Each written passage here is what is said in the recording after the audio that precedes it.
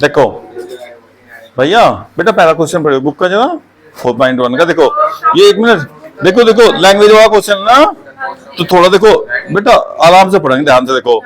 क्या देखा, the cost of A notebook. बेटा जो हमें निकालना ना उसे लेट करेंगे पहले बेटा।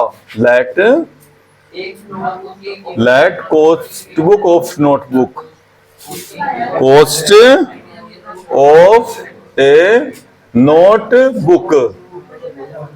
बेटा कितने मान लो, एक्स रुपीज मान लिया, एक नोटबुक का प्राइस मान लिया अपना, ठीक है। और एक पेन का भी मान लो बेटा, let cost of a pen, pen का मान लो वाई रुपीज। जब आप दुकान पर लेने जाओगे तो प्राइस होंगे उनके भाई। अब देखो बेटा, अब देखो A Q according to this question, ये लिखना आपको प्रश्न अनुसार, जब क्वेश्चन में लिखा हुआ वो कर रहे हैं हम। अब इसने क्या बोला, देखो नोटबुक भाई ट्वाइस डबल पैसे बेटा पेन से, यानी जो एक्स है ना और वाई, देखो इसमें डबल का, मेरी किताब महंगी डबल और पेन सस्ता। अब इक्वल का साइन लगाना, देखो एक साइड तो लिख रहा मान लो 20 रुपीज और एक तरफ लिख रहा बेटा 10। अब ये इक्वल का साइन कब लगेगा, जब इधर भी 20 होगा, बराबर का इंसान तो कोई नहीं लगा सकता नहीं तो इक्वल का साइन, तो हमें इधर भी छोटे वाले में 2 से मल्टीप्लाई करना पड़ेगा। और वो किताब में पढ़ना बार बार, चाहे 10 बार क्वेश्चन पढ़ना पड़ जा, कुछ सर क्वेश्चन पढ़ेगा मन से पता लगेगा आपको कौन सा डबल है कौन सा कम है। इसने कहा नोटबुक डबल, देख बेटा मैं लैंग्वेज पढ़ा ध्यान समझिए, नोटबुक इज ट्वाइस, कॉस्ट कितनी इसकी नोटबुक की, ट्वाइस दुगनी, किससे, पेन से।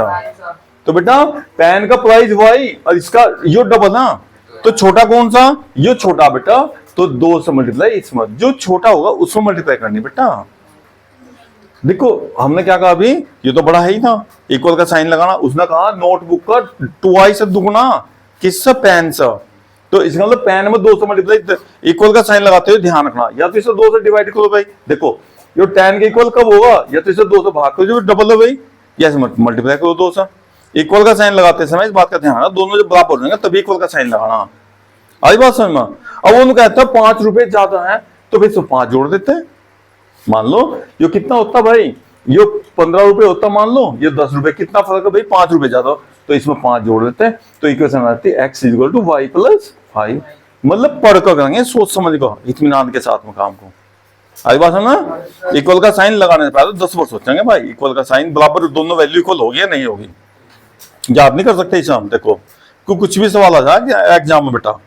अब right a linear equation in 2 variable, ले भाई 2 वेरिएबल में इक्वेशन। अच्छा इक्वेशन देखो बेटा, अब जनरल फॉर्म क्या बताई इक्वेशन की आपने, ऐसा बताई, तो आप इसे इधर लाओ बेटा उठाकर 2i को, तो x minus 2i is equal to क्या होगा बेटा, ये लो जी, ऐसा देना बेटा, इक्वल 0 करके देना आंसर। जब भी आपको जनरल इक्वेशन पूछेगा बराबर 0 करना।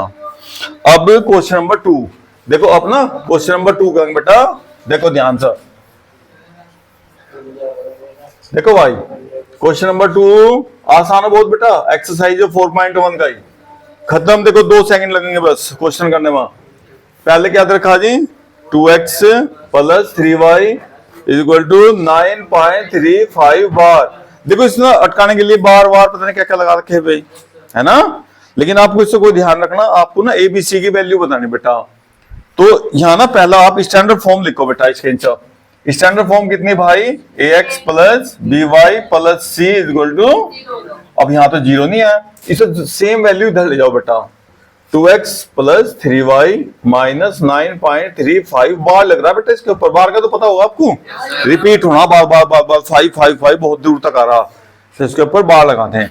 तो यहां से कंपेयर करिए बेटा, कोफिशिएंट ऑफ x का कोफिशिएंट कितना, a की वैल्यू कितनी बेटा 2, कोफिशिएंट ऑफ y का कोफिशिएंट मतलब y की गुणा में क्या लिखा हुआ, तो बेटा यहां देखो कितना बेटा b की वैल्यू कितनी आ गई 3, और कॉन्स्टेंट टर्म कितनी बेटा देखिए, देखो c की वैल्यू बेटा, साइन बिल्कुल साइन भी वही लेना जो है वहां, तो 9 माइनस का 3 5 और बार, लो जी क्लियर, कोई दिक्कत है इसमें बताओ भारी क्या, एबीसी की वैल्यू बतानी बेटा। अब देखो कोई क्वेश्चन ऐसा हो इसमें x नहीं होगा y नहीं होगा, जैसा आप 6 पार्ट देखो इसका, देखो 6 पार्ट में क्या लिखा बेटा, 3x plus 2 is equal to 0। अब मुझे तो भाई कंपेयर करना किससे, ax plus by plus c is equal to 0 से कंपेयर करना। तो यहां तो y नहीं है, हाँ देखो y तो नहीं है ना बेटा, y है यहाँ, तो y नहीं तो अपने आप y फिट कर लेंगे बेटा 0 लिखकर। 0 किसी में भी जोड़ सको आप, 0 कहीं भी जोड़ दो, कोई नुकसान नहीं है 0 से, ठीक है। अब देखो a की वैल्यू कितनी बेटा, a is equal to 3, b is equal to कितना था बेटा 0, जो नहीं आया जो अपना आप 0 खत्म हो जाएगा, और c इज इक्वल टू कितना आ गया 2। लो जी आगे bc की वैल्यू उतारो कॉपी में।